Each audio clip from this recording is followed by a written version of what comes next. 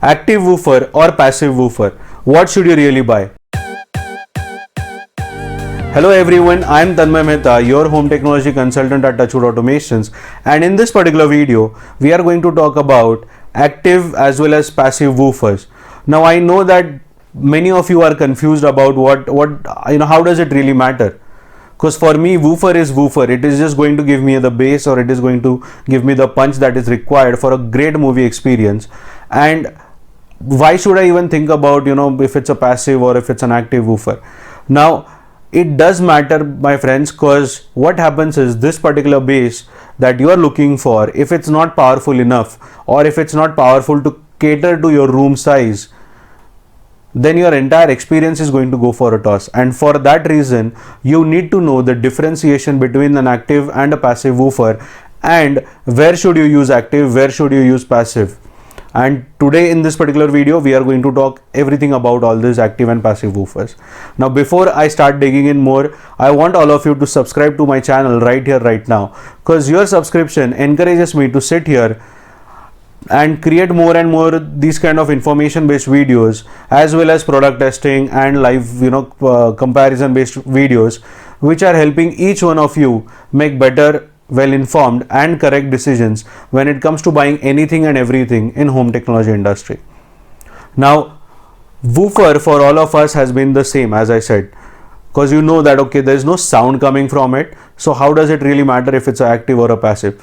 But it does matter, and the basic definition of an active or a passive woofer is where we are going to start first.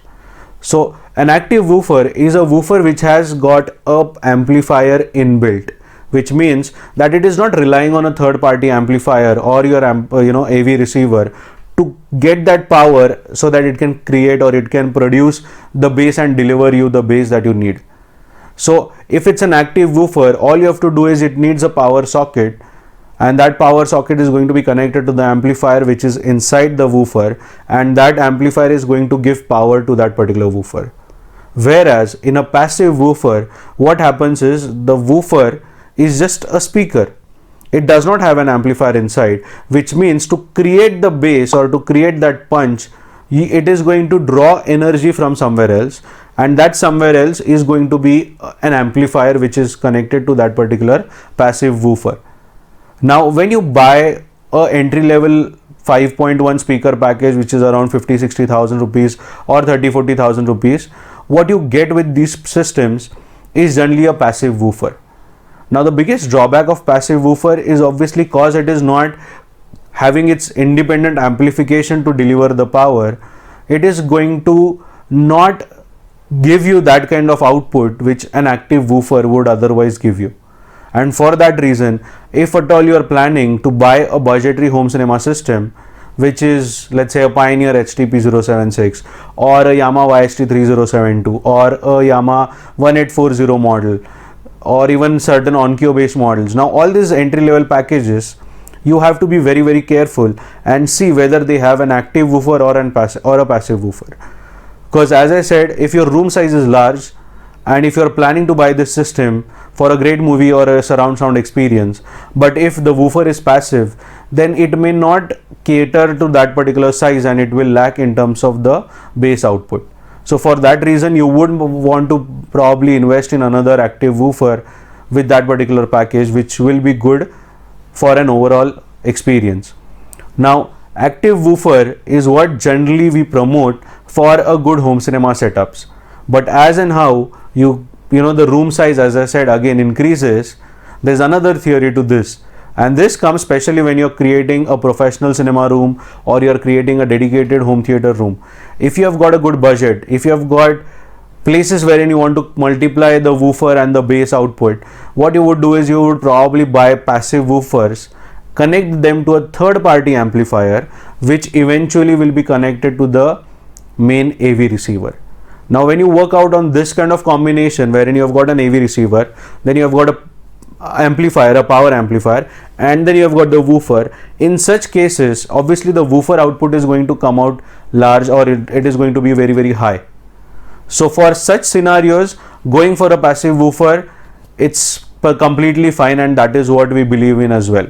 But if you're looking for a good budgetary home cinema system, or if you're planning for, you don't want to plan for this separate amplifier investment, then going for an active woofer is always better, because it has got its own amplification, which means that it is not going to rely on any third party amplifier, and it is still going to reproduce the same amount of bass that is required to give you the entire experience.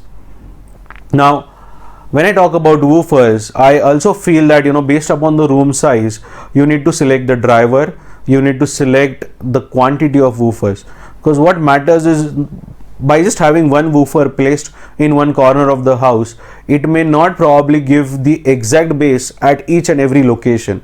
So let's say if I'm sitting here, I've got a friend who is sitting next to me, as well as on this particular side. Now they both may not listen the same bass output as I would get it. And for that reason, what happens is, if you divide woofer, so if you're buying only one woofer, well, probably divide your budget and spend probably a little 10-20% more and buy two woofers for a great identical and a symmetrical experience for everyone across in the room. Because how much ever the wattage output of that woofer be, everything, all the specs might look lucrative for you to buy only one woofer, the output will always change when you buy a second woofer. So it can be again active. If you're buying two pairs of passive, you can connect it to one amplifier, connect them back to your AV receiver. That can also work wonders. But again, everything comes down to budget.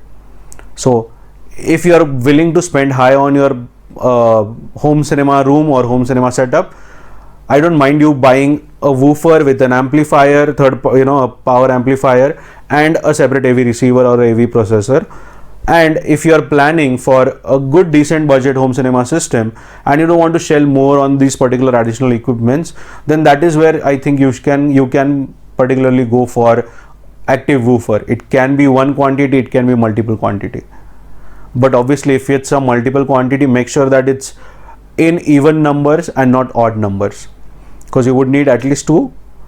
You can't have three woofers. You can then directly have four woofers, so that you can place them in an appropriate location of your room, and together it can give you the effect that you really deserve for your cinema experience. Now I hope rather that this particular video has helped you understand the difference between a passive and active woofer. And for those of you who have experienced this particular shift from a passive to an active woofer, feel free to drop in your comments or reviews in the comment section, because we would want to know how was your transition from a passive woofer to an active woofer. At the same time, the reason why I don't believe in certain Samsung, Sony, Philips systems is because they rely on a passive woofer, which is going to draw the power from their main amplifier box, which is again giving them a Blu-ray player, a USB player, Bluetooth. Lot of facilities are there in that particular small box. Now what happens is, when that particular small box is expected to give you power for your speakers, you are expecting it to give power to the Blu-ray player that, or the Blu-ray disc that you would consume, or a USB pen drive or hard disk that you would connect to it. You are again dividing the power to lot of equipments, including your passive woofer, and that is where these kind of systems generally fail. So if you want your amplifier or your systems to run a longer life, having all these equipment separate with an active or a passive woofer with a third party amplifier will always help you, than to buy just one amplifier which is going to give power to your speakers as well as to your woofer. Because believe me guys, the woofer power is not equivalent to what your speaker's output power is. Your woofer requires more power to give the bass compared to what a speaker would require. So for that reason, I request you all to ensure to educate yourself with this active and passive differentiation, and accordingly plan for your equipment purchase. So that's it from my end. If you have loved this particular video and the information, don't forget to hit the like button, and I will see you all in my next video. Thank you.